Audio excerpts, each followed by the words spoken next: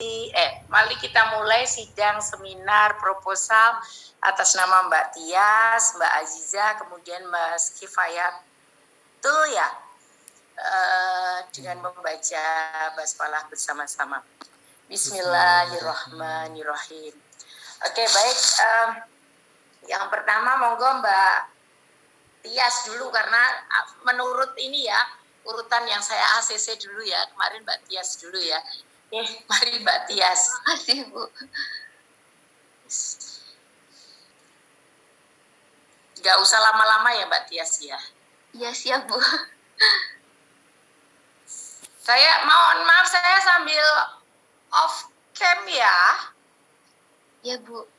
Oke, soalnya sinyalnya nanti jaringannya nggak, wifi-nya nggak bagus kalau pakai kamera. Izin ya. Iya, Bu.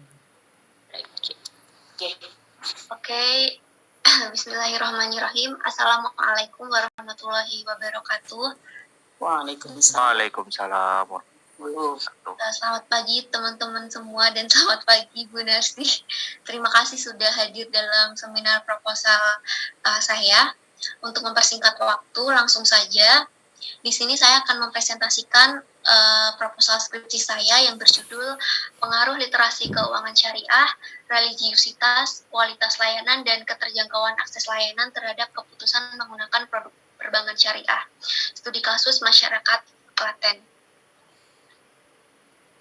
Nah, penelitian saya ini dilatar belakangi oleh peningkatan penggunaan produk perbankan syariah di Indonesia yang dilihat dari peningkatan market share setiap tahun, di mana di situ di tabel terlihat bahwa pada tahun 2018 market share mencapai 5,7%, kemudian naik menjadi 5,95% dan naik lagi menjadi 5,99% dan mengalami kenaikan yang signifikan pada tahun 2021. Nah, tentunya hal ini tidak lepas dari merger ketiga bank syariah di Indonesia, BSI ya teman-teman. Kemudian yang kedua, dengan persentase penduduk muslim di Indonesia pada tahun 2021 sebesar 86,8% itu merupakan penduduk muslim. Nah, artinya tingginya angka ini seharusnya memberikan potensi dan peluang untuk bank syariah untuk meraup aset yang besar. Akan tetapi pada kenyataannya angka ini tidak berpengaruh pada perkembangan aset bank syariah. Bisa dilihat dari tabel yang saya sajikan di situ bahwa pada tahun 2019 pada tahun 2020 aset bank syariah itu mencapai 600,9 triliun apabila kita bandingkan dengan aset bank konvensional yang mencapai 9,3 kuadriliun, artinya 9.300 triliun, maka itu jauh sekali. Kemudian pada tahun 2021 setelah merger, aset bank syariah mencapai 646,2 triliun.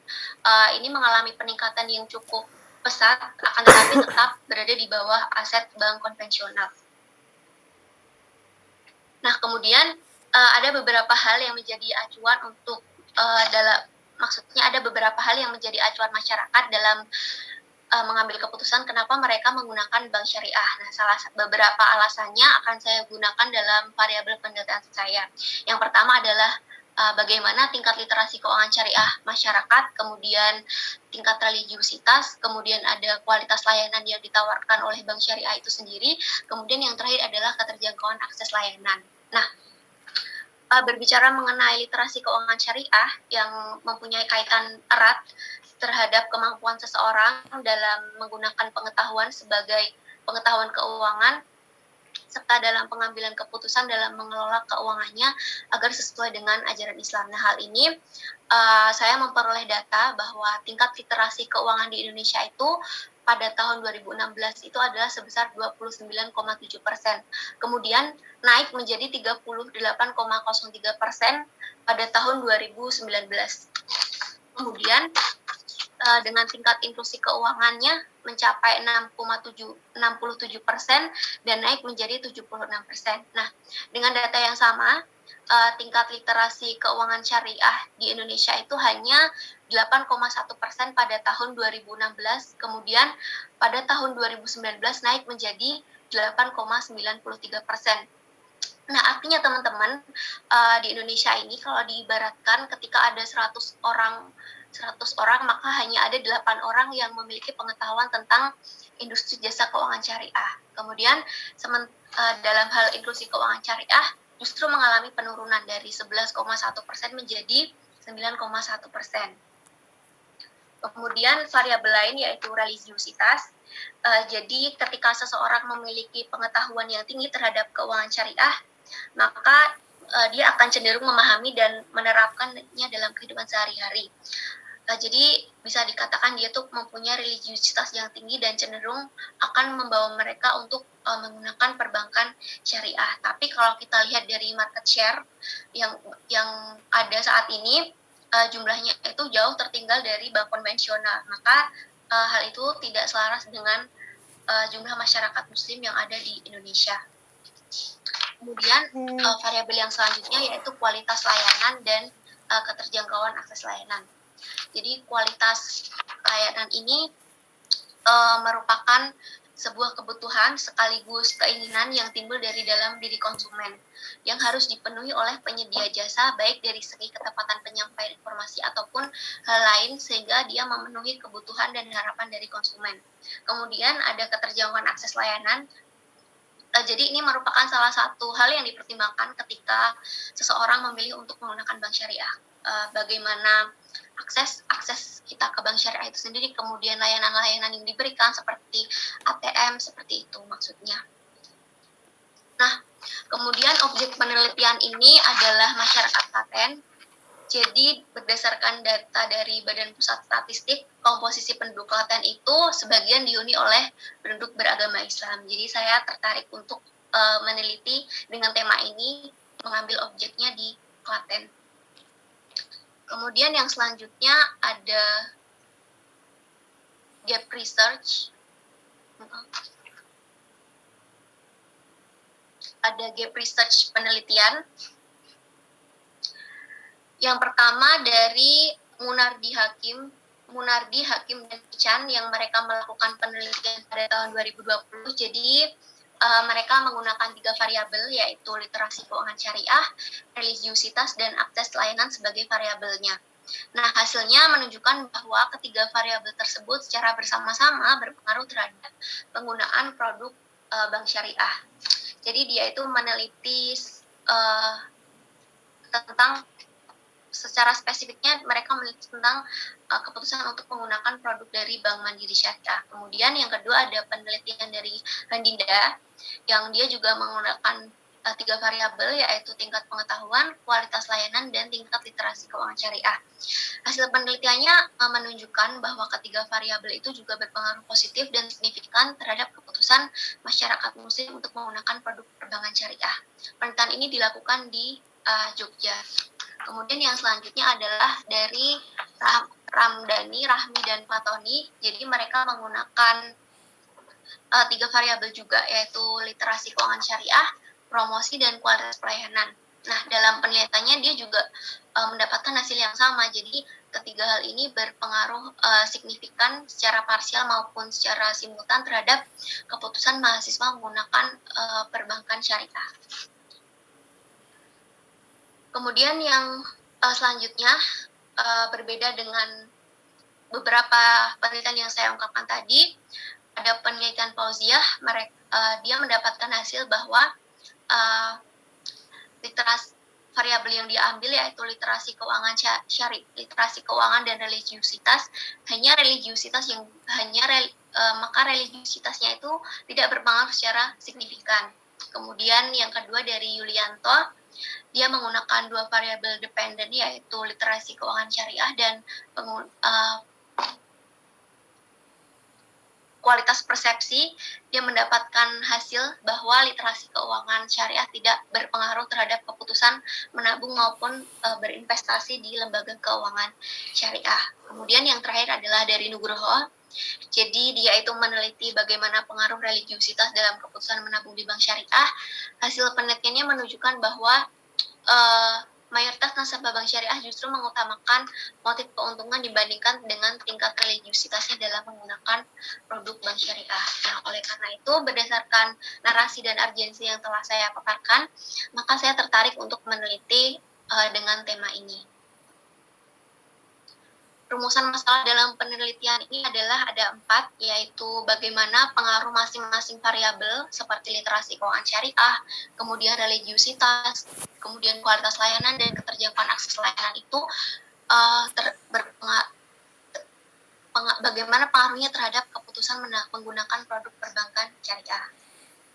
Kemudian tujuan penelitiannya adalah untuk mengetahui pengaruh dari masing-masing variabel tadi terhadap keputusan menggunakan produk perbankan syariah. Kemudian yang selanjutnya adalah kajian teori. Jadi di sini saya menggunakan 3 teori. Yang pertama yaitu teori of planet of behavior, kemudian ada teori perilaku keuangan, dan teori pengambilan keputusan. Jadi kalau di teori of planet behavior ini, perilaku itu dapat terbentuk karena adanya niat atau intention. Nah, di mana niat tersebut dipengaruhi oleh 3 hal. Yang pertama yaitu sikap terhadap perilaku, kemudian norma subjektif, kemudian ada kontrol perilaku yang dipersepsikan. Jadi ada beberapa penelitian yang menunjukkan bahwa keyakinan atau religiusitas itu mempengaruhi sikap seseorang terhadap penggunaan produk dan layanan perbankan syariah, seperti pada penelitian Prihandono pada tahun 2017, kemudian ada Munardi Hasibuan dan Ihsan pada tahun 2020, dan penelitian Cahyanti pada tahun 2018. Kemudian yang kedua adalah teori perilaku keuangan, di mana perilaku keuangan ini mempelajari bagaimana seseorang secara nyata berperilaku dalam menentukan keuangannya. Jadi menurut Rohman, terdapat beberapa faktor, salah satunya adalah faktor financial literacy, kemudian ada kemampuan berhitung dan kualitas pelaksanaan yang mempengaruhi perilaku keuangan. Kemudian yang selanjutnya adalah teori pengambilan keputusan. Nah, jadi di sini pengambilan keputusan itu merupakan proses memilih ataupun menentukan berbagai kemungkinan di antara keadaan-keadaan yang tidak pasti. Nah, pengambilan keputusan ini terjadi pada saat kondisi-kondisi yang meminta seseorang harus membuat prediksi ke depan, sehingga dia harus memilih antara 2 pilihan atau mungkin lebih. Nah, menurut Siagan, jadi ini ada, menurut Sutisna, jadi ini ada, maksudnya ada flow chart bagaimana seorang konsumen itu mengambil keputusan, diawali dengan kesadaran atas pemenuhan kebutuhan ataupun keinginan, kemudian dia mencari berbagai informasi atas apa yang mereka cari, kemudian mereka melakukan seleksi-seleksi antara opsi-opsi yang tersedia atau evaluasi informasi, kemudian yang selanjutnya adalah mereka melakukan pilihan atas berbagai merek ataupun produk yang akan mereka gunakan. Dan yang terakhir adalah evaluasi pasca pembelian. Kemudian ada literasi keuangan syariah. Jadi literasi keuangan syariah ini diartikan sebagai suatu pengetahuan sekaligus keterampilan mengenai pengelolaan keuangan yang mempengaruhi sikap dan perilaku sehingga dapat meningkatkan kualitas pengambilan keputusan dan pengelolaan keuangan dalam mencapai kesejahteraan berdasarkan prinsip ataupun dengan cara Islam. Kemudian ada religiusitas. Nah, religiusitas ini seringkali diartikan dengan keberagaman. Jadi religiusitas ini merupakan seberapa jauh pengetahuan, kemudian seberapa kokoh keyakinan dan seberapa pelaksanaan ibadah serta kaidah dalam penghayatan atas agama yang dianut oleh seseorang. Kemudian yang selanjutnya adalah kualitas layanan. Jadi kualitas layanan ini merupakan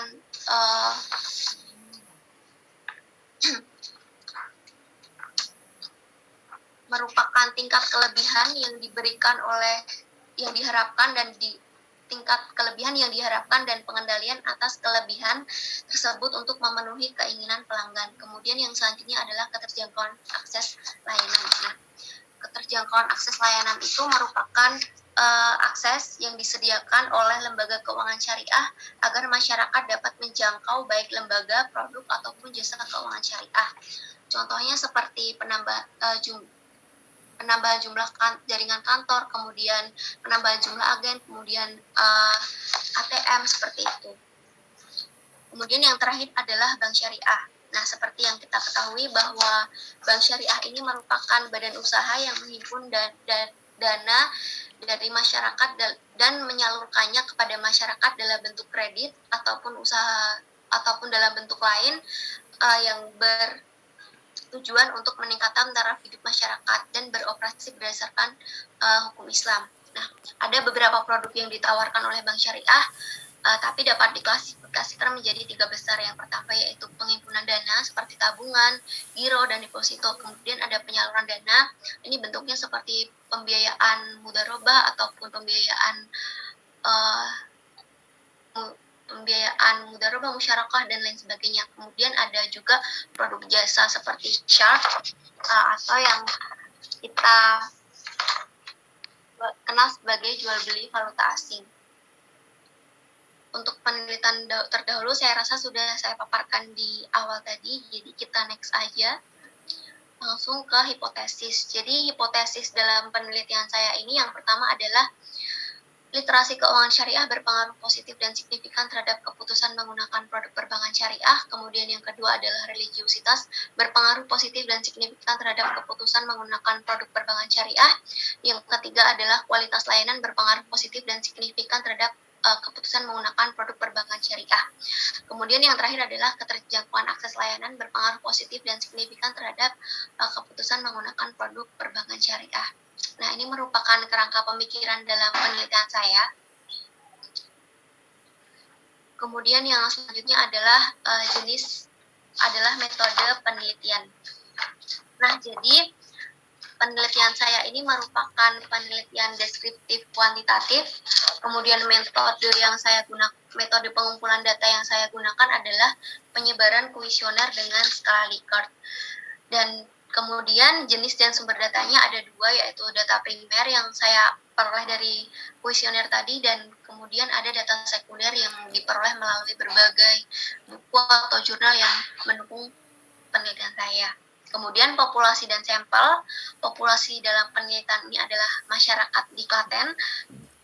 Kemudian sampelnya ini pengambilan sampel menggunakan teknik purposive sampling dengan beberapa kriteria sebagai berikut. Yang pertama, bertempat tinggal di Klaten, kemudian beragama Islam, kemudian merupakan nasabah dari bank syariah. Kemudian definisi operasional variabel, karena beberapa definisinya sudah saya sebutkan tadi di awal, jadi di sini saya akan memaparkan tentang indikator yang akan saya gunakan dalam kuesioner. Jadi literasi keuangan syariah menggunakan 4 indikator, yaitu pengetahuan, kemampuan, sikap, kepercayaan. Kemudian religiusitas menggunakan 5 indikator, keyakinan, praktik agama, pengalaman, pengetahuan, dan penghayatan. Kemudian kualitas layanan menggunakan 5 indikator juga, yaitu reliability, responsiveness, assurance, empati, kemudian tangible. Kemudian keterjangkauan akses layanan, saya menggunakan 4 indikator, yaitu lokasi, kemudian jaringan bank syariah, kemudian ada jangkauan, kemudian ada fasilitas pendukung. Kemudian keputusan menggunakan bank syariah ada 4 indikator juga, jadi pengenalan kebutuhan, pencarian informasi, evaluasi alternatif, kemudian keputusan pembelian, dan perilaku pasca pembelian. Untuk metode analisis data yang saya gunakan di sini adalah menggunakan structural equation model atau SEM berbasis partial least square dengan menggunakan software Smart PLS 3.0.pls. Nah, jadi model PLS ini dapat dilakukan dengan mengevaluasi outer dan inner model. Kemudian teknik pengumpulan data yaitu data primer diperoleh melalui kuesioner, dan jenis kuesioner yang akan digunakan dalam penelitian ini adalah kuesioner tertutup. Kemudian ada teknik pengujian instrumen, itu ada 2, yaitu uji validitas dan uji reliabilitas. Kemudian teknik analisis datanya yang pertama yaitu analisis model pengukuran atau outer model. Jadi analisis ini merupakan analisis yang menjelaskan antar variabel laten dengan variabel indikatornya. ada 3, yaitu validitas konvergen, kemudian validitas diskriminan, kemudian ada composite reliability, dan Cronbach alpha. Kemudian yang selanjutnya adalah analisis model struktural atau inner model. Jadi model struktural ini dinilai menggunakan R kuadrat untuk variabel dependent, kemudian nilai tail values atau koefisien jalur dari masing-masing jalur untuk uji signifikan antar konstruk dalam model struktural. Kemudian yang terakhir adalah uji model. Uji model ini dilakukan melalui analisis model pengukuran dan analisis model struktural.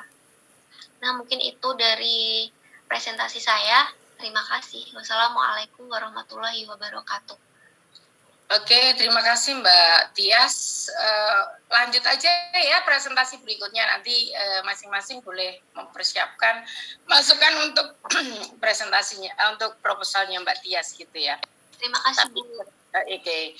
Oke, selanjutnya Mbak Aziza, monggo Mbak Aziza, silahkan mempresentasikan proposal skripsinya Mbak Aziza, rencana penelitiannya. Ya, baik Bu. Sebentar, sebelum lanjut, kalian sudah lapor ke Mbak Novi belum ya?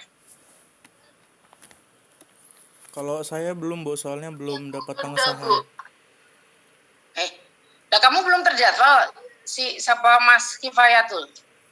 Belum, Bu, karena kan baru kemarin banget tuh ngirim ke Kabak TU, belum dikirim ulang, Bu, ininya. Oh, ya udah berarti kamu propose seminar dulu, nanti Baru administrasinya. jadwalnya disesuaikan, berarti sudah terlaksana gitu ya? Iya, Bu. Bisa seperti itu? Bisa seperti itu, saya nggak tahu loh. Bisa, Bu. Soalnya Bisa, Bu. itunya tuh nggak langsung dikirim sama kita, Bu. Oh gitu. Dari beberapa teman-teman juga seperti itu. Oh ya, oke. Baik. Kalau bisa nggak masalah, penting nggak masalah gitu loh. Ya. Tidak merugikan kalian sendiri. Oke, lanjut aja, mari. Iya, Bu. Baik. Assalamualaikum warahmatullahi wabarakatuh. Waalaikumsalam warahmatullahi wabarakatuh. Yang saya hormati Ibu Sunarsi selaku dosen pembimbing skripsi saya dan teman-teman semua yang saya banggakan. Di sini saya akan mempresentasikan proposal skripsi saya yang berjudul 5 Factor Asset Pricing Model Fama and Friends dalam memahami expected return saham syariah di Indonesia. Studi kasus pada saham syariah perusahaan yang terdaftar di IDX MES BUMN 17. Yang pertama yaitu mengenai latar belakang. Jadi alasan saya mengambil penelitian ini karena melihat fenomena bahwa minat masyarakat untuk berinvestasi itu beberapa tahun terakhir ini cukup meningkat. Dan dari investasi itu maka akan beriringan dengan risiko yang ditanggung dan juga tingkat pengembalian yang diharapkan. Dan keputusan untuk investasi ini bukan merupakan suatu keputusan yang mudah, sehingga dibutuhkan model penilaian untuk menentukan tingkat pengembalian aset yang diharapkan. Model penilaian aset yang pertama itu muncul adalah CAPM atau Capital Asset Pricing Model yang menggunakan ukuran risiko yaitu beta. Namun kemampuan beta dalam menjelaskan semua variasi dalam memperkirakan expected return ini diragukan. Sehingga pada tahun 1976, Ross mengenalkan model arbitrage pricing theory yang dapat digunakan sebagai alternatif dari CAPM. Salah satu kelemahan APT yaitu sulit untuk menentukan apa saja faktor-faktor yang digunakan dalam model tersebut. Kemudian dikarenakan masih adanya keraguan-keraguan atas CAPM dan APT, maka Fama dan Friends pada tahun 1993 mengembangkan dan mengombinasikan model penilaian CAPM menjadi beberapa faktor. Yaitu diantaranya adalah pasar atau premi risiko, kemudian yang kedua ukuran perusahaan dan rasio pasar atau book to market ratio. Dan model ini dinamakan dengan model 3 faktor Fama dan Friends. Kemudian pada tahun 1997, Carhart memperluas model 3 faktor menjadi 4 faktor asset pricing model dengan menambahkan satu faktor yaitu faktor momentum. Kemudian Fama dan Friends pada tahun 2015 mengembangkan lagi model 3 faktor menjadi 5 faktor dengan tambahan 2 faktor, yaitu faktor profitability dan investment. Nah, masalah utama dari model 5 faktor ini yaitu kegagalannya untuk menangkap pengembalian rata-rata yang rendah pada saham yang kecil. Kemudian yang selanjutnya mengenai rumusan masalah, saya mengambil 5 rumusan masalah, yaitu apakah masing-masing dari variabel ini, yaitu premi risiko, size, book to market ratio, profitability, dan investment itu berpengaruh terhadap expected return saham syariah. Kemudian tujuan penelitiannya yaitu ada 5 juga, yaitu untuk mengetahui masing-masing pengaruh dari faktor premi risiko, size, book to market ratio, profitability, dan investment terhadap expected return saham syariah. Kemudian terdapat beberapa kajian pustaka. Yang pertama, penelitian yang dilakukan oleh Lestari dan Wahyudi pada tahun 2020 dengan menghasilkan bahwa return pasar memiliki pengaruh yang positif, tetapi tidak signifikan terhadap expected return. Kemudian size memiliki pengaruh yang signifikan dan positif. Kemudian book to market value memiliki pengaruh yang positif dan signifikan terhadap expected return. Kemudian pada tahun 2009, Hardianto dan Suherman melakukan penelitian yang menunjukkan hasil bahwa 3 variabel pada model Fama Friends mempunyai pengaruh yang signifikan terhadap excess return di Bursa Efek Jakarta. Kemudian pada tahun 2015, Rahmawati dan Priyadi melakukan penelitian yang menunjukkan hasil bahwa risk, SMB, HML, dan debt to equity ratio secara bersama-sama berpengaruh terhadap portofolio saham. Hasil pengujian secara parsial menunjukkan bahwa variabel HML lebih dapat menjelaskan portofolio saham dibandingkan variabel market risk, SMB, dan debt to equity ratio. Kemudian penelitian selanjutnya dilakukan oleh Komara dan Yulianti pada tahun 2019 yang menunjukkan hasil bahwa beta tidak berpengaruh terhadap return. Kemudian yang kedua, firm size berpengaruh terhadap return, sedangkan book to market ratio tidak berpengaruh terhadap return. Dan hasil yang terakhir yaitu trifaktor Fama and Friends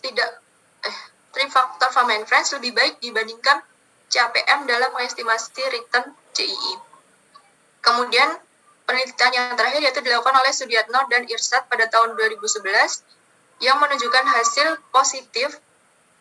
hasil bahwa terdapat pengaruh yang positif antara premi risiko dengan return saham, sedangkan pada ukuran perusahaan dan book to market ratio berpengaruh negatif, tetapi tidak signifikan terhadap return saham.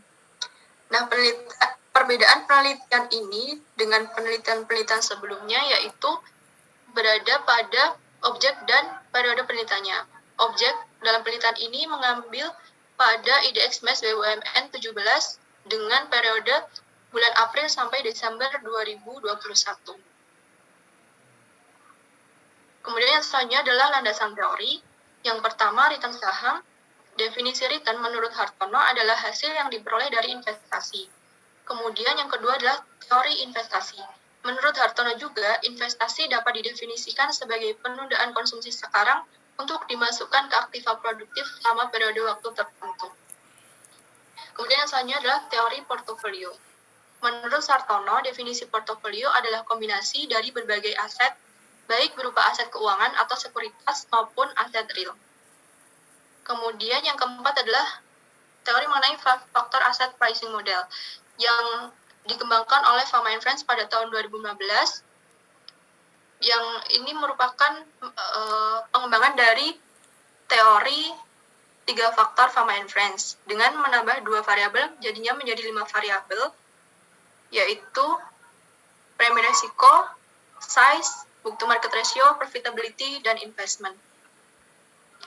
Kemudian teori yang selanjutnya adalah mengenai objeknya itu sendiri, yaitu IDX MES BUMN 17. Indeks ini mengukur kinerja harga dari 17 saham syariah yang merupakan badan usaha milik negara dan afiliasinya yang memiliki likuiditas baik dan kapitalisasi pasar besar serta didukung oleh fundamental perusahaan yang baik. Yang selanjutnya mengenai pengembangan hipotesis. Jadi berdasarkan landasan teori dan juga penelitian-penelitian terdahulu, maka dalam penelitian ini mengajukan hipotesis yang pertama premi resiko berpengaruh positif terhadap expected return saham syariah. Kemudian hipotesis kedua, firm size berpengaruh positif terhadap expected return saham syariah.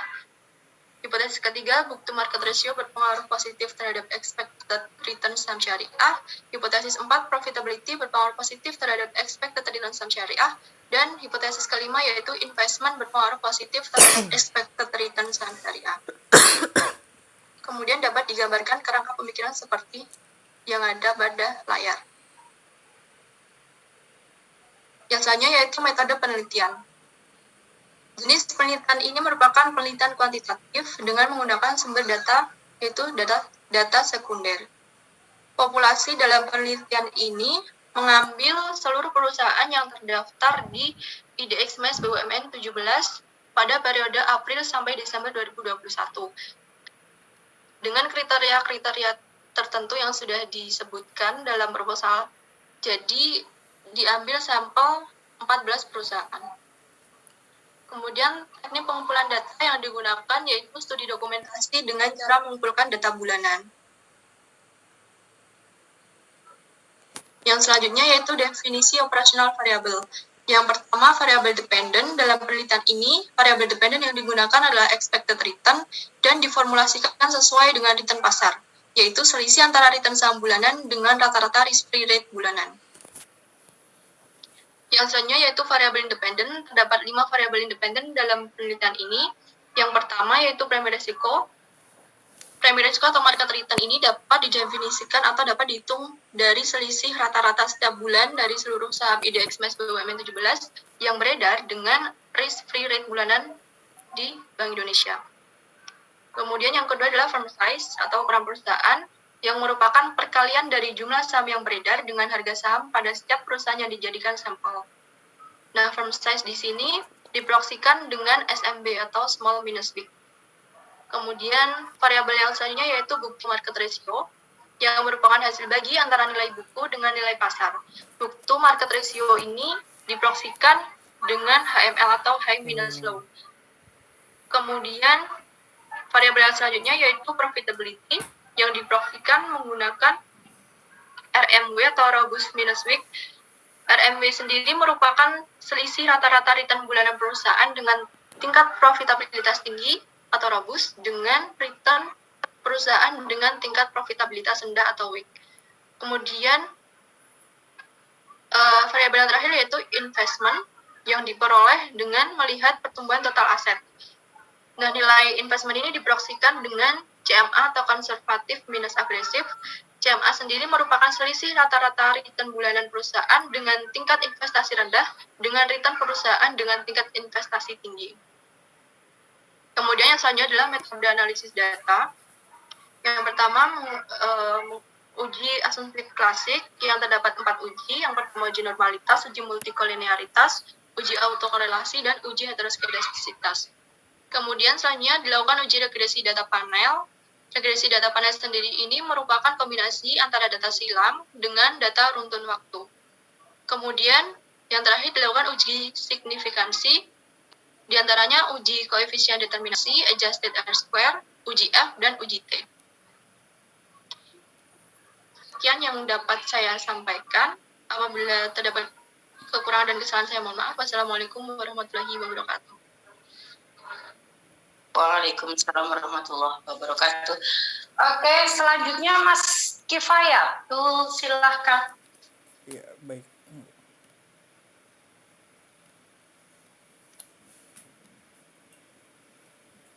Ya, Assalamualaikum warahmatullahi wabarakatuh. Ya, di sini saya akan mempresentasikan proposal skripsi saya yang berjudul pengaruh harga CPO spot makroekonomi terhadap profitabilitas perusahaan kelapa sawit yang terdaftar di SSI periode 2016 sampai dengan 2020. Yang pertama yaitu pendahuluan, latar belakang. Kenapa saya mengambil topik ini dalam skripsi saya? Yang pertama yaitu adanya perkembangan kebutuhan kelapa sawit di dunia yang semakin tahun semakin berkembang. Hal ini didasari oleh peningkatan populasi penduduk dunia yang juga meningkat dengan signifikan. Nah, sebagai bukti bahwa harga CPO dari 10 tahun yang lalu hingga sekarang selalu mencetak rekor tertinggi. Bahkan hingga saat ini, saat kita sedang melakukan kegiatan sehari-hari, CPO terus mengalami peningkatan baik dalam kandang konsumsi maupun harga. Yang kedua, Indonesia itu sendiri masih menjadi pengekspor CPO terbesar di dunia, di mana Indonesia itu mengisi 50% dari total market kebutuhan CPO dunia, yang disusul oleh Malaysia dengan Thailand. Yang ketiga yaitu perusahaan itu atau organisasi melakukan berbagai aktivitas untuk mencapai tujuan yang ditetapkan, yaitu menghasilkan return. Namun dalam keberlangsungan operasional perusahaan itu tidak lepas dari berbagai faktor yang mempengaruhi, yaitu faktor ekonomi makro. Selanjutnya kenapa saya memilih ini, karena masih sedikitnya penelitian yang menggunakan objek dalam perusahaan kelapa sawit. Selanjutnya ada perbedaan hasil penelitian, yang dimana dari Kurniawan dan Sunario pada tahun 2020 mengatakan bahwa tidak ada pengaruh dari harga CPO itu terhadap profitabilitas, sedangkan Turilara mengatakan adanya pengaruh dari makroekonomi terhadap profitabilitas perusahaan. Di sini disusun yaitu rumusan masalah dan tujuan penelitian. Rumusan masalahnya itu adalah bagaimana pengaruh dari harga CPO spot ini terhadap profitabilitas perusahaan kelapa sawit.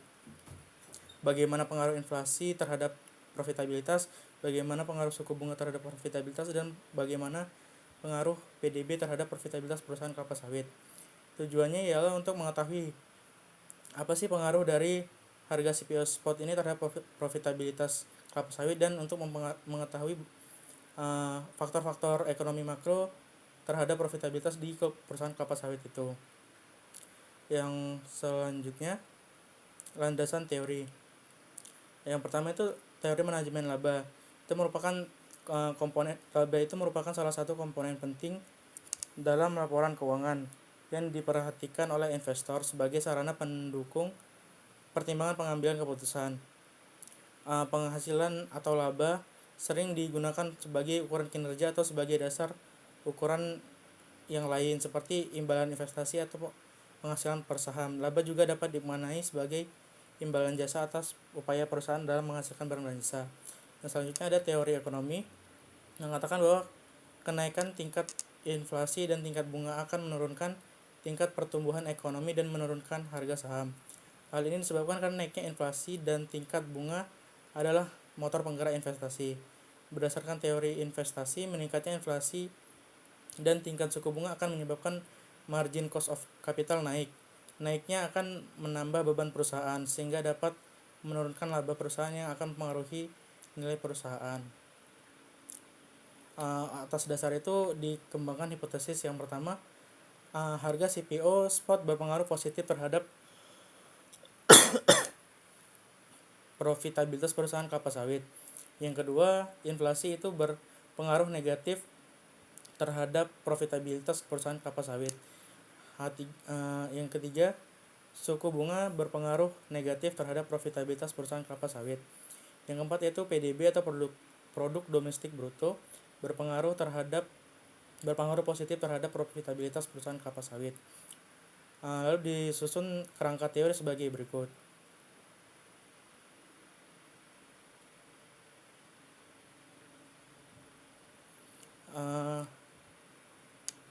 Yang selanjutnya ada metode penelitian.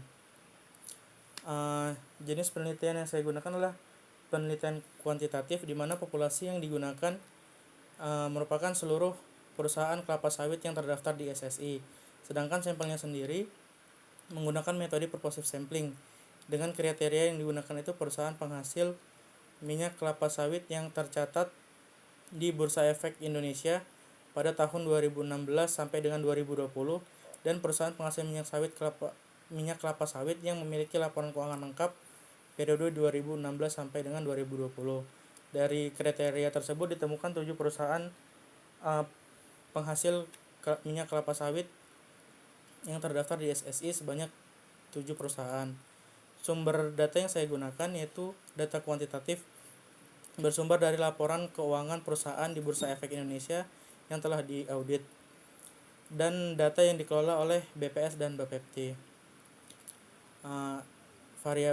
Definisi dari variabel yang saya gunakan yang pertama ya CPO spot, yaitu adalah harga aset yang ditawarkan pada saat si pembeli dan penjual melaksanakan transaksi, di mana harga CPO spot ini hanya ada terjadi di Kota Medan. Yang selanjutnya adalah suku bunga. Yaitu suku bunga adalah tingkat bunga yang dinyatakan dalam persen dalam jangka waktu tertentu. Yang selanjutnya inflasi. Inflasi adalah kenaikan harga-harga barang yang bersifat umum dan terus-menerus. Produk domestik bruto diartikan sebagai nilai barang-barang dan jasa yang diproduksi di dalam negeri tersebut dalam satu tahun tertentu. Selanjutnya yaitu profitabilitas, yaitu ROA, yaitu rasio profitabilitas yang mengukur kemampuan perusahaan dalam menghasilkan laba dengan mempergunakan berbagai sumber yang dia miliki.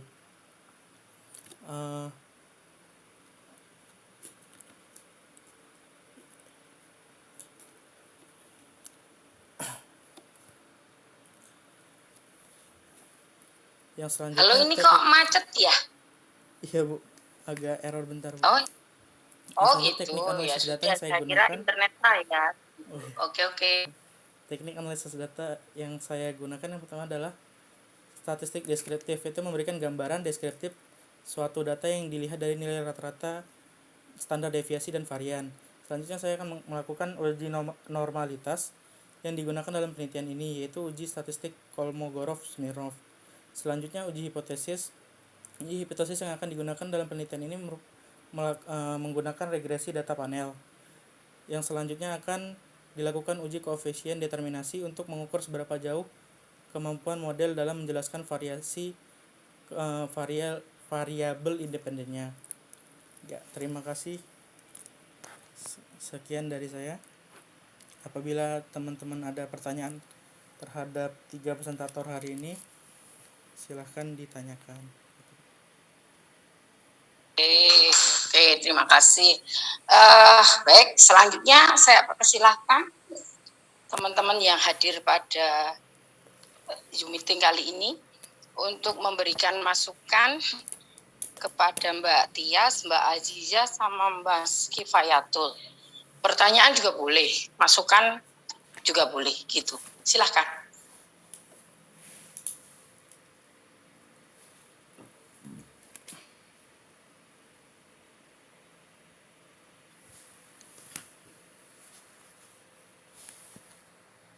Halo, kok mandek ya? Enggak mandek Bu. Oh iya, oke Mas Belum ada yang Rabu. respon. Oh, belum ada yang respon. Kamu dulu, Mas. Iya Bu, siap Bu. Ya, sip. Terima kasih kepada Bu Narsi yang telah mempersilahkan saya untuk mengajukan pendapat untuk para yang seminar proposal pada pagi hari ini.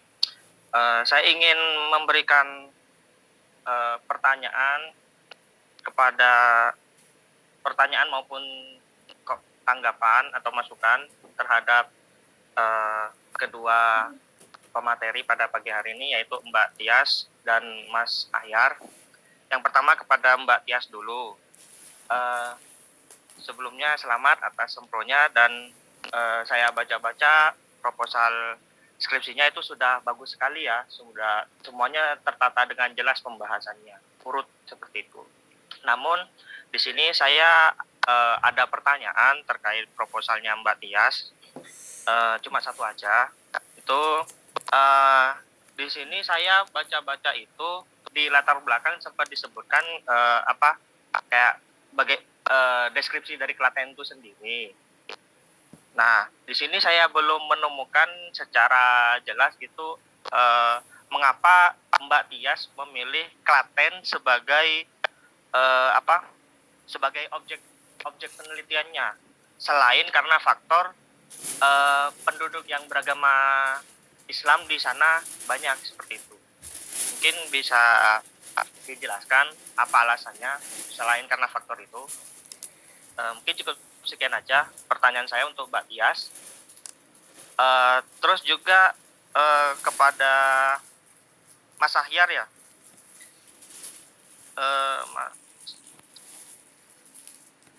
untuk Mas Ahyar, saya ada beberapa masukan aja terkait proposal skripsinya. Itu yang pertama, di bagian latar belakang, di bagian paragraf yang menjelaskan tentang faktor-faktor yang pencapaian nilai profitabilitas. Di situ disebutkan di bagian kalimat terakhir ya, itu disebutkan kalau kebijakan ekonomi makro yang akan digunakan dalam penelitian ini itu untuk menguji pengaruh dari segi profitabilitas perusahaan adalah inflasi, suku bunga, BI rate, dan PDB. Mungkin itu ditaruh di bagian metode penelitian gitu, karena itu kan istilahnya hanya kayak disebutkan kita mau pakai apa dalam penelitian itu, kita mau pakai variabel apa dalam penelitian itu, seperti itu. Terus kemudian juga di paragraf selanjutnya itu ada pernyataan terkait kenaikan harga barang yang disebabkan oleh inflasi berdampak pada peningkatan biaya produksi dari perusahaan penghasil minyak sawit. Nah, di situ tidak tercantum siapa yang menyatakan pernyataan tersebut. Mungkin bisa dikasih referensinya dari mana, seperti itu. Terus kemudian di bagian yang sama, di latar belakang juga di situ ada paragraf yang menjelaskan tentang profitabilitas, tapi posisinya kurang tepat, seperti itu. Dan di paragraf sebelumnya dijelaskan profitabilitas, tapi langsung mengarah ke kayak faktor-faktornya gitu, faktor-faktor yang mempengaruhi profitabilitas. Mungkin bisa ditaruh di bagian yang itu gitu. Cuma posisinya aja sih yang kurang tepat, biar nyatu, biar ngalir, seperti itu pembahasannya. Terus kemudian yang terakhir, masukan saya kepada Mas Ahyar, itu di bab 3 di metode penelitian, di poin jenis penelitian, di situ tertulis kalau teknik pengambilan sampelnya dilakukan secara random. Tapi di bagian populasi dan sampel, di situ Mas Ahyar menulis kriteria perusahaan yang diambil sampelnya untuk digunakan dalam penelitian ini. Nah, kalau misalnya ada kriteria-kriteria dalam pengambilan sampel, mungkin berdasarkan referensi yang saya baca itu sepertinya bukan pengambilan sampel secara random ya. Soalnya kalau yang pakai kriteria itu kalau tidak salah non probability yang purposive sampling. Kalau random itu ya random, milih bebas saja, terserah menurut peneliti apa, seperti itu, tanpa ada kriteria-kriteria tertentu, seperti itu. Mungkin bisa diselaraskan, kalau misalnya pakai random ya random, kalau pakai kriteria ya purposive, seperti itu. Mungkin cukup sekian saja pertanyaan ataupun masukan untuk proposal skripsi Mbak Tias dan Mas Ahyar. Terima kasih. Ya, terima kasih atas masukannya, Man. Mungkin ada lagi sebelum ditanggapi nanti oleh yang menyampaikan proposal, yang punya proposal gitu ya, atau presenter gitu. Silakan, yang lainnya boleh menanggapi dulu. Baik. Memberi masukan maksud saya. Silakan. Izin kepada Bu Sunarsi dan teman-teman yang sedang seminar proposal hari ini. Sebelumnya terima kasih kepada Ibu dan telah memberikan kesempatan dan waktunya untuk menyampaikan saran kepada para pada pemateri seminar proposal. Di sini mungkin saya ingin memberikan masukan kepada Mbak Tias sama Mas Ahyar ya. Yang pertama kepada Mbak Tias, mungkin di sini saya lebih menekankan kepada latar belakangnya, yang dimana terdapat masih beberapa tulisan yang salah, seperti kata perkembangan. Itu sepertinya di laptopnya auto typing atau auto correct gitu ya. Jadinya kata perkembangan di sini semuanya salah gitu. Kemudian terkait dengan body note atau kutipan yang ditulis di proposalnya, di sini body note-nya masih salah, atau dalam artian tidak menggunakan seperti body note yang kita gunakan biasanya, yakni American style. kalau dilihat di body note-nya itu ditulisnya nama langsung tahun tanpa koma gitu. Jadi masukannya di situ mungkin bisa diperbaiki lagi untuk penulisan body note di keseluruhan proposal. Lalu yang ketiga terkait sama sistematika penulisan yang ditulis setelah metode penelitian. Alangkah baiknya itu ditulis pada bab 1 atau setelah tujuan dan manfaat penelitian. Mungkin untuk Mbak Tias begitu saja. Kemudian terkait dengan proposal Mas Kifayatul Ahyar, di latar belakang masalahnya, nggak tahu ya ini udah disampaikan sama Mas Arman tadi atau belum, tapi di bagian bab 1 di sana dijelaskan tentang populasi penduduk dunia meningkat sebesar 7,72 miliar yang meningkat dari tahun 2010 berjumlah 6,92 miliar pada paragraf 1 kalimat 2. Nah, di sini tidak disebutkan itu datanya dari mana. Alangkah baiknya untuk itu diberikan kutipan atau data itu dari mana sehingga itu tidak terlihat seperti opini sendiri begitu. Kemudian pada paragraf ketiga pada kalimat pada paragraf ketiga pada kalimat kedua dan ketiga itu juga ada data yang menyajikan tentang minyak kelapa sawit di Indonesia pada periode 2011 sampai 2012 konsumsi domestik yakni berada pada di angka 7.129.000 metrik ton dan konsumsi mencapai 12.750.000 metrik ton pada tahun 2019 hingga tahun 2020. Nah, itu juga datanya belum ada dari mana, sehingga terlihat seperti opini sendiri begitu. Jadi alangkah baiknya itu datanya disajikan untuk memperkuat latar belakang masalahnya. Mungkin itu saja sih. Sekian, terima kasih. Assalamualaikum warahmatullahi wabarakatuh. Waalaikumsalam. Oke, selanjutnya ada lagi? Ada ya harusnya, banyak. Silakan. Saya Bu. Oke, Mbak Ina ya. Mohon maaf tapi ya Bu, mohon maaf tapi saya tidak on ini ya Bu karena sinyalnya di sini dari tadi agak susah Bu. Terima kasih atas kesempatan yang diberikan. Di sini saya akan memberikan masukan kepada Mas Kifayatul Ahyar terkait tentang kutipannya.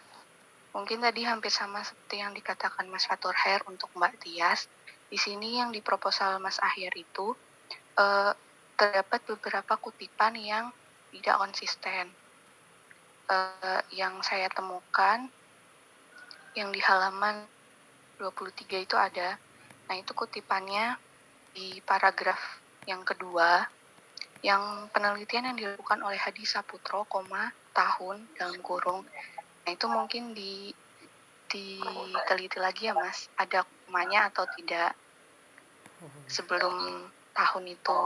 Terus yang halaman 24 juga sama.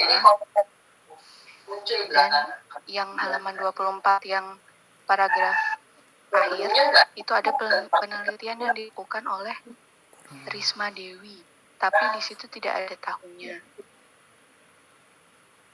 Dan yang halaman 26 itu penelitian dari itu gimana itu Mas, kutipannya dalam kurung atau yang di dalam kurung itu tahunnya atau bagaimana?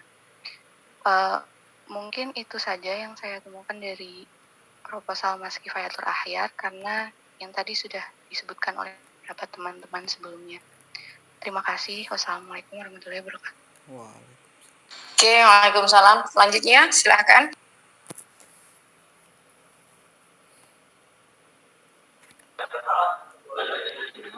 Halo.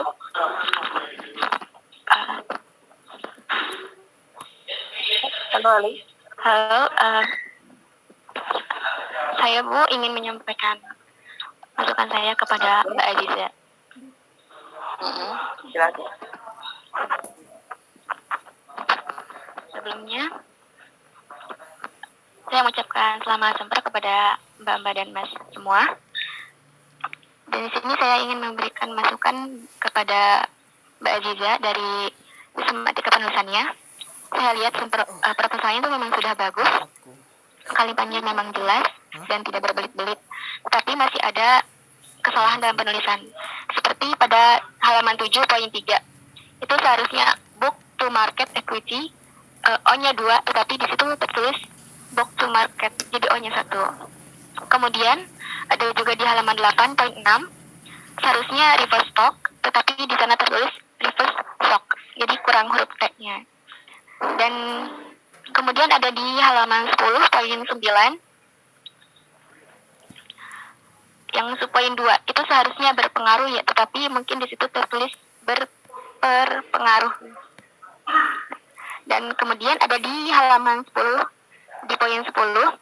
Nah, setahu saya untuk kutipan itu seharusnya ditulis namanya dulu. Jadi harusnya Sudiyatno dan Irsyad, kemudian baru dalam kurungnya 2011. Tapi di situ Sudiyatno dan Irsyad 2011-nya semuanya dalam kurung. Nah, kemudian saya ingin bertanya, sebelumnya apakah Mbak Aziza ini sudah terjun ke dunia investasi? Dan jika sudah, kan dari berbagai masalah investasi biasanya teori dengan praktek itu ada sedikit perbedaan. Nah, bagaimana Mbak akhirnya memutuskan untuk memilih permasalahan tersebut? Nah, tetapi jika belum pernah terjun ke dunia investasi saham, dari mana Mbak mendapatkan ide untuk permasalahan tersebut? Dan apa alasannya memilih judul tersebut? Cukup sekian dari saya, terima kasih. Kurang lebihnya mohon maaf. Wassalamualaikum warahmatullahi wabarakatuh. Wabarakatuh. Ada lagi? Ayo agak cepat.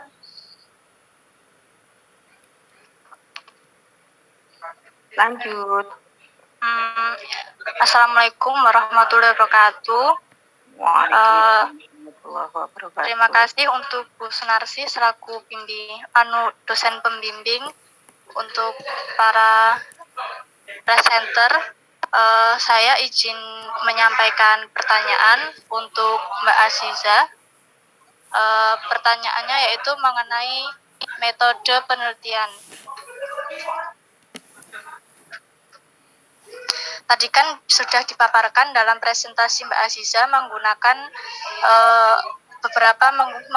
beberapa metode penelitian, yang yaitu satu di antaranya yaitu menggunakan metode penelitian uji regresi data panel. Nah, saya ingin bertanya kepada Mbak Aziza, apa alasannya menggunakan uji regresi data panel tersebut?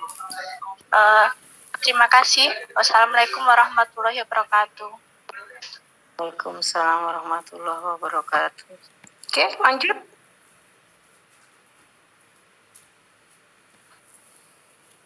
Halo? Saya Bu izin memberikan masukan untuk Mbak Aziza. Oke, Mbak siapa ini? Febrian Yena Bu, mohon maaf tidak on cam karena terkendala sinyal Bu. Iya. Oke, Mbak Febrian. Memberi sedikit masukan pada bagian latar belakang, yaitu masih ada beberapa yang belum diberikan, dicantumkan sumbernya. Mungkin bisa lebih diperhatikan kembali. Kemudian pada bagian populasi dan sampel. Itu terdapat 17 populasi, tetapi hanya mengambil 14 sampel. Selisih sedikit. Mengapa tidak sekalian semuanya diteliti? Mungkin itu saja, Bu. Terima kasih. Baik, silahkan. Yang lain. Halo? Ada lagi? Fahmi kayaknya nih. IO ini Mas Fahmi itu IO. Halo Fahmi. Ya Bu. Ayo. Ayo apa masukanmu? Kemarin kayaknya jalan-jalan kemana gitu ya, ke Jakarta. Ya Bu. Ya sedikit aja Bu masukan buat Mbak Tias, mungkin di latar belakang. Itu di tabel yang pertama, kenapa nggak dicantumkan sumbernya dari mana? Terus selanjutnya di proposal Mbak Tias, kenapa semuanya itu nggak ada halamannya, sedangkan di akhir ada. Itu aja sih Bu masukan dari saya. karena tadi udah disikat Arman semua, Bu. Oke. J. Ya. Oke. Terus Oke, terima kasih. Oke, siap. Yuk, yang lainnya?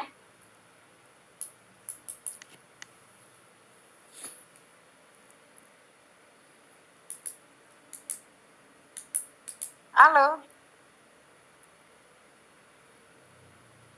Sepertinya sudah nggak ada, Bu. Nggak ada. Oke, kalau nggak ada langsung aja Mbak Tias. Kayaknya yang Ajizah, Mbak Ajizah belum ada masukan ya? Yang untuk Mbak Ajizah ya? Ada, Bu, tadi Sudah, Bu. tiga Tiga. orang. Tiga orang. Iya, kelewat gitu.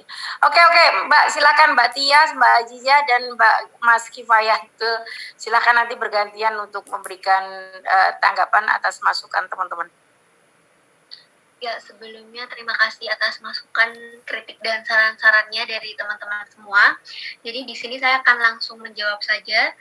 Pertanyaan yang pertama dari Mas Arman tadi, kenapa memilih Klaten untuk dijadikan objek penelitian? Nah, yang pertama karena penduduk Klaten ini sebesar 92% pada tahun 2020 didominasi oleh penduduk Islam. Nah, selain itu, kalau misalkan teman-teman pernah ke Klaten, jadi akan sangat sulit buat teman-teman untuk menemukan ATM dari bank syariah. Karena menurut pengamatan saya, jadi ATM bank syariah di Klaten ini masih sangat minim seperti itu, Bu. Kemudian bank-bank syariah itu juga terpusat hanya ada di kota saja. Jadi penyebaran di beberapa kecamatan itu belum ada seperti itu. Jadi oleh karena itu di dalam penelitian saya itu saya mencantumkan keterjangkauan akses layanan, variabel keterjangkauan akses layanan terhadap keputusan menggunakan produk perbankan syariah. Mungkin seperti itu. Kemudian yang kedua, terkait masukan dari Mas Aeng tadi, terima kasih, akan saya perbaiki lagi. Kemudian yang typo itu, mohon maaf sekali karena pada awalnya saya mau membetulkan beberapa kata, tapi malah ternyata semuanya ikut berubah. Besok akan saya perbaiki lagi. Kemudian yang dari Mas Fahmi, terkait dengan tabel yang pertama, kenapa tidak mencantumkan sumbernya? Mohon maaf, itu kekeliruan saya. Jadi sumbernya ini berasal dari OJK yang kemudian saya buat tabel sendiri. Kemudian yang sumber yang kedua itu juga berasal dari website OJK. Terima kasih. Oke, lanjut. Ajizah. Ya, baik. Terima kasih kepada Mbak Elsa, Mbak Alvina, dan juga Mbak Febri yang telah memberikan saran dan masukannya, yang tentunya sangat bermanfaat buat saya untuk memperbaiki proposal saya ke depannya. Kemudian selanjutnya saya akan menjawab pertanyaan dari Mbak Elsa, apakah saya sudah pernah terjun ke dunia investasi atau belum? Kemudian alasan memilih judul penelitian ini kenapa? Nah, sebenarnya kalau terjun di dunia investasi sudah pernah, karena memang waktu matkulnya Pak Izra itu disuruh untuk terjun langsung dalam dunia investasi. Kemudian alasan saya mengambil judul ini atau tema ini karena memang melihat berdasarkan latar belakang yang telah saya sampaikan tadi, bahwa melihat fenomena investasi, khususnya investasi pada saham syariah di Indonesia pada beberapa tahun terakhir ini memang cukup meningkat. Dan hal ini berhubungan dengan investor itu pasti akan mengharapkan return, dan kemudian beriringan dengan itu maka ada risiko yang ditanggung juga. Nah, oleh karena itu dibutuhkan metode atau model penilaian untuk memperkirakan return itu sendiri.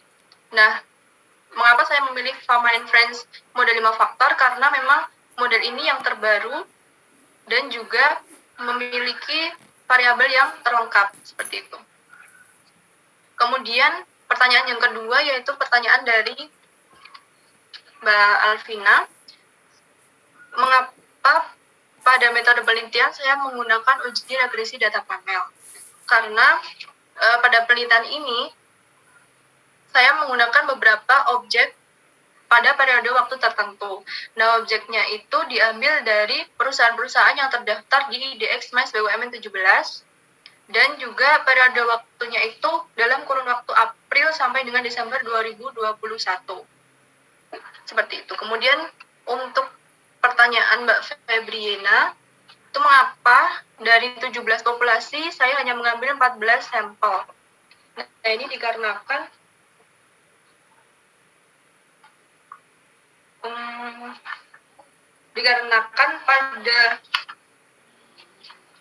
pada IDX BUMN 17 ini periode April sampai Desember itu perusahaan yang terdaftar itu tidak sama. Jadi sampel yang saya gunakan di sini itu mengambil secara purposive sampling dengan beberapa kriteria, yaitu perusahaan yang terdaftar secara konsisten di DXMAS BUMN 17 mulai April sampai Desember 2021, dan juga data yang digunakan untuk analisis ini lengkap dipublikasikan secara terbuka dan umum pada periode tersebut. Nah, untuk 3 perusahaan yang tidak saya cantumkan ini karena memang tidak terdaftar secara konsisten dari periode April sampai Desember 2021. Seperti itu, Bu. Terima kasih. Oke.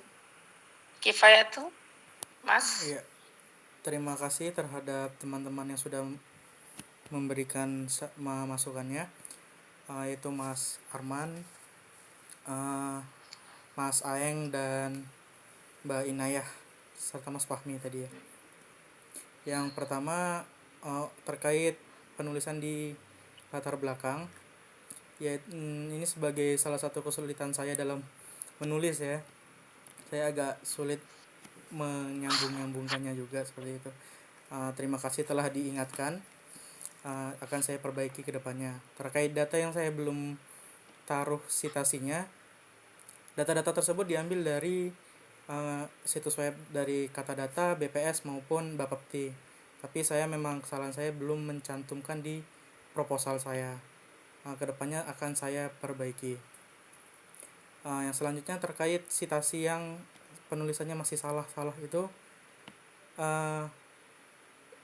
terima kasih telah diingatkan. Kesalahan saya belum bisa menuliskan pengutipan dengan baik.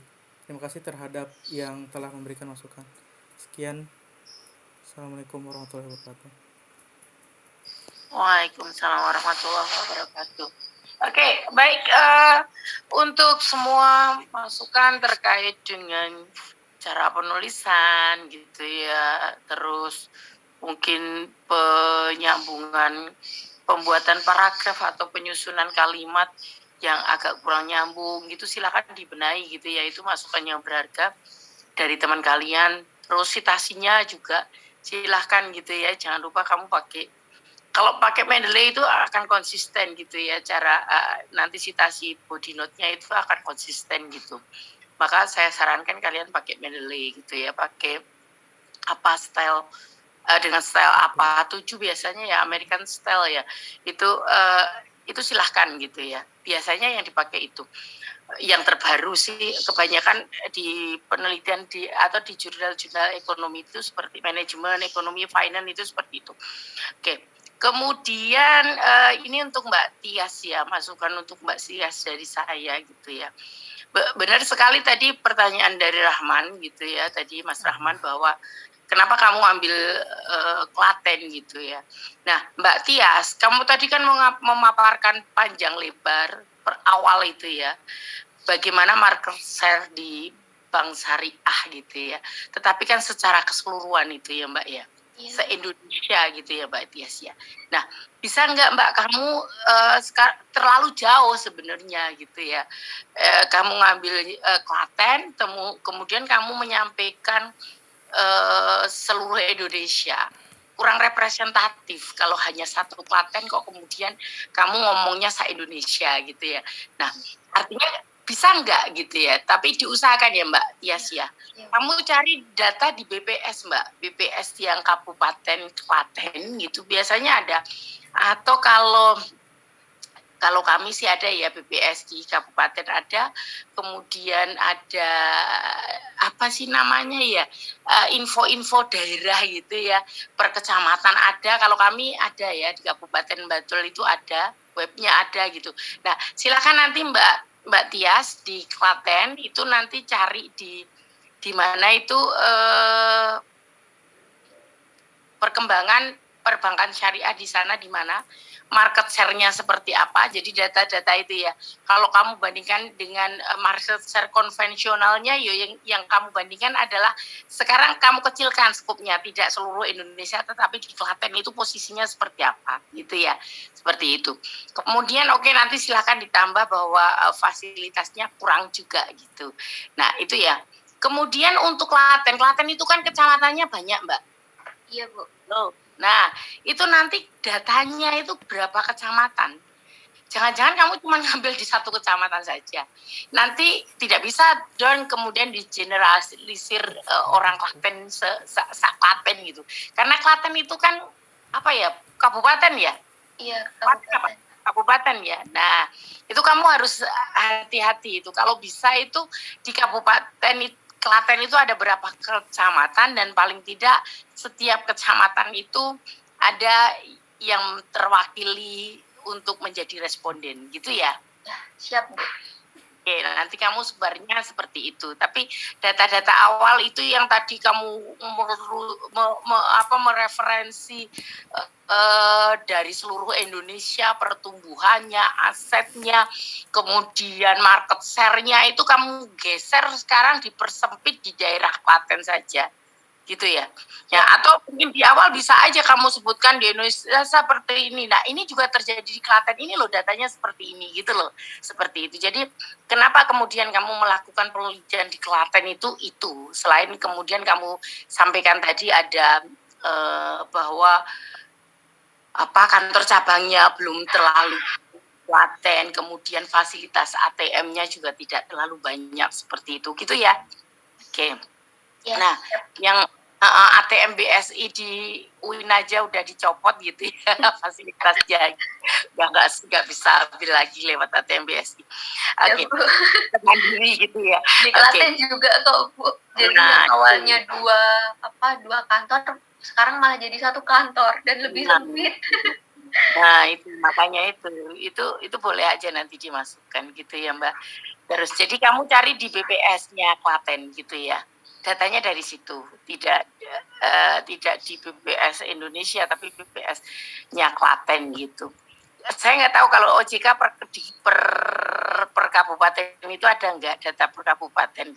Kalau nggak di BPS itu pasti ada biasanya berapa yang nabung, bagaimana kondisi perbankan syariah di sana itu ada, tapi memang ya harus jeli kita bacanya, banyak laporannya kan harus jeli gitu ya, seperti itu. Nanti langsung ke kantor BPS saja, nanti langsung ketemu petugasnya di sana, mesti akan diarahkan gitu. Oke.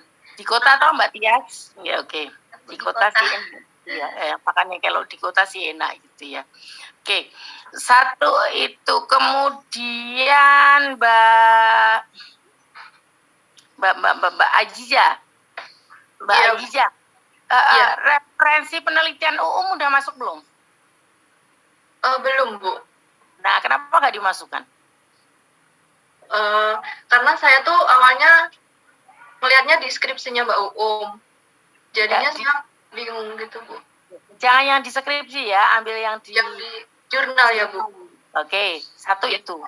Saran saya silakan citasi itu diutama. Kalau ada yang ada di internal MKS, di internal FEBI, ambil dulu gitu ya.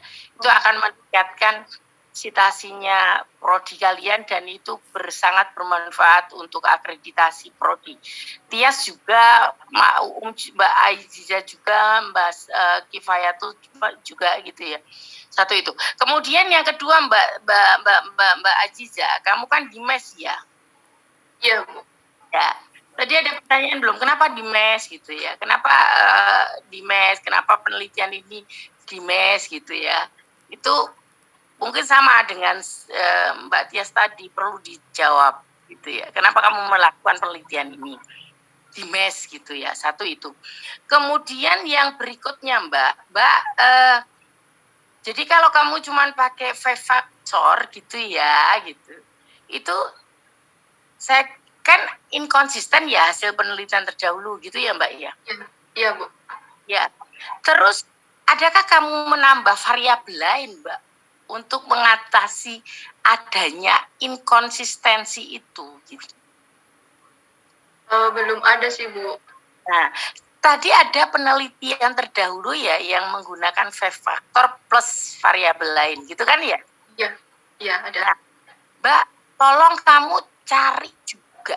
Jadi biar kok ini penelitiannya Megi ya gitu. Sebenarnya nggak ada beda, nggak terlalu berbeda dengan penelitian yang lainnya gitu ya. Kalau cuman objeknya saja yang berbeda seperti itu kan. Boleh sih objeknya saja yang berbeda, tapi alangkah baiknya Mbak, kamu paparkan ada penambahan variabel yang baru gitu ya, yang belum dilakukan penelitian, tapi menurut referensi terdahulu itu memang variabel itu berpengaruh terhadap risk and return-nya suatu saham perusahaan. Gitu. Bisa Mbak Aziza? Iya, Bu. Baik, Bu. Ya, jadi biar ada perbedaan, ada pembaharuan gitu loh Mbak. Jadi jangan orang main faktor saja gitu. Jadi faktor plus apa gitu loh. Kalau itu kok menurut saya lebih baik daripada kalau kamu hanya menggunakan faktor saja kemudian diaplikasikan di mes gitu ya, seperti itu. Begitu ya Mbak Aziza ya? Ya, baik, Bu. Terima kasih. Sama dipaparkan memang penelitian tentang ini itu belum banyak dilakukan di saham-saham syariah kan belum banyak ya? Iya, belum banyak. Belum banyak kan, nggak ada 10 lebih juga belum ada toh? Belum ada, ya? Bu. Iya. Oke, silakan itu ditambah. Kalau bisa ditambah ya Mbak Aziza ya. Baik, Bu. Oke, saya kira itu. Kalau Mas Kifayatul, saya kira referensinya yang perlu dikuatkan gitu ya Mas Kifayatul ya. Cara penulisan citasinya Mas Kifayatul itu seringkali citasinya hilang gitu ya. Gak ada gitu ya, nulis atau asal nulis gitu ya. Tapi kalau kamu nulis dari mana itu kamu ambil dari siapa, jangan lupa ditulis citasinya dari siapa. Gitu ya Mas Kifayatul ya? Baik, Bu. Nah, gitu aja. Sementara itu saja gitu ya. Nanti silahkan lanjutkan. Nggak perlu kalau ada tambahan-tambahan atau perubahan-perubahan perbaikan proposal, langsung aja, nggak usah menghadap ke saya sebenarnya. Langsung saja apa yang jadi masukan saya pada pagi hari ini, masukan teman kalian, langsung kalian benahi, kemudian kalian langsung menyusun skripsi gitu aja. Nggak usah laporkan lagi perubahan proposalnya gitu. Gitu? Paham yang lainnya? Paham? Oke, biar untuk mau nanya Bu, untuk di penelitian saya kan pakai kuesioner. Nah, itu nanti berarti saya konfirmasi ke Ibu lagi ya? Ya boleh, silakan sih. Ya oke. Kalau kuesioner gini Mbak, kan itu definisi operasionalnya ya. Katakanlah kuesioner tentang religiositas. Itu menurut siapa kamu ikuti aja. Menurut penelitian terdahulu siapa? Ya Bu, berarti ngambil dari penelitian terdahulu saja gitu kan Bu? Nggak apa-apa. Tapi ditulis ya. Penelitian religiositas itu saya menggunakan pertanyaan yang disusun oleh si A. Misalnya siapa itu disampaikan gitu. Baik, terima kasih Bu. Ya, atau mengambil dari penelitiannya siapa itu disampaikan, boleh, nggak apa-apa gitu, asalkan jelas kamu ngambilnya dari siapa gitu ya Mbak Tias. Kamu cari referensinya yang artikel luar aja ya untuk kuesioner ya, maksudnya yang internasional ya. Oh iya Bu, yang skripsi ya gitu. Oke, kalau di artikel-artikel internasional itu ada kok banyak yang biasanya ada yang menunjukkan beberapa pertanyaan untuk misalnya untuk religiositas apa, dan semuanya loh ya untuk variabel-variabel yang Mbak Tias gunakan itu apa? Cari referensi dari artikel internasional ya. Iya Bu, siap. Oh, di Emerald seperti yang kemarin saya sampaikan kemarin itu, gitu ya. Makasih Bu. Oke. Ada lagi yang mau bertanya, Mbak Aziza, Mas Kifayatu?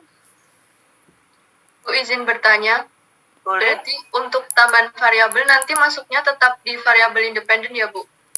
Iya, sebagai variabel independen nggak apa. Jadi karena V-faktor itu inkonsisten hasilnya, gitu ya. Maka kemudian Mbak Aziza mencoba untuk menambah variabel lain, gitu ya. Mempengaruhi risk and return-nya perusahaan atau risikonya perusahaan, gitu ya Mbak Aziza ya. Ya, baik Bu.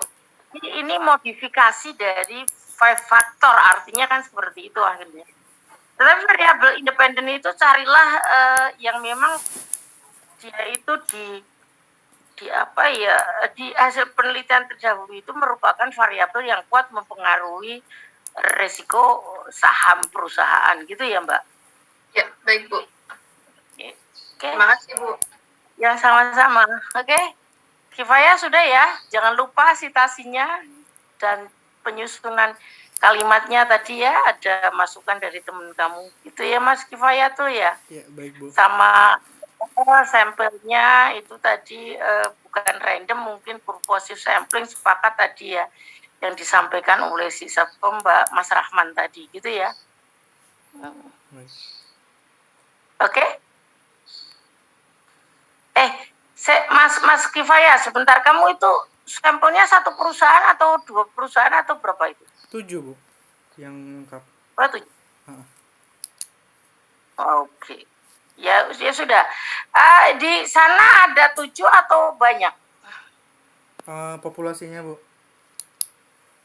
Populasinya tuh ada 17 Bu, tapi yang lengkap dan di SSI itu ada 7 doang. 7. Oke, berarti kamu purposif ya, Iya. ada kriteria tertentu. Itu ya. Iya Bu. Oke, saya kira itu dulu ya. Terima kasih banyak kepada para pembahas, sudah memberikan masukan kepada Mbak Tias, Mbak Aziza, kemudian Mas Kifayatu. Mudah-mudahan nanti Mbak Aziza, Mbak Tias, dan Mas Kifayatu bisa membenahi skripsinya lebih baik lagi, gitu ya. Jangan lupa pokoknya masukan dari teman-teman itu diperhatikan, gitu ya Mbak, Mas. Baik Bu. Baik Bu. Oke, baik. Saya kira itu saja ya dari saya. Mari kita akhiri pertemuan seminar kali ini dengan membaca hamdalah bersama-sama. Alhamdulillahirabbil alamin. Mohon maaf kalau banyak kekurangan, kesalahan gitu. Billahi taufiq wal hidayah. Wassalamualaikum warahmatullahi wabarakatuh. Waalaikumsalam. Terima kasih Bu. Terima kasih banyak Bu. Ayo cepat disusun. Oh iya, Fahmi ojo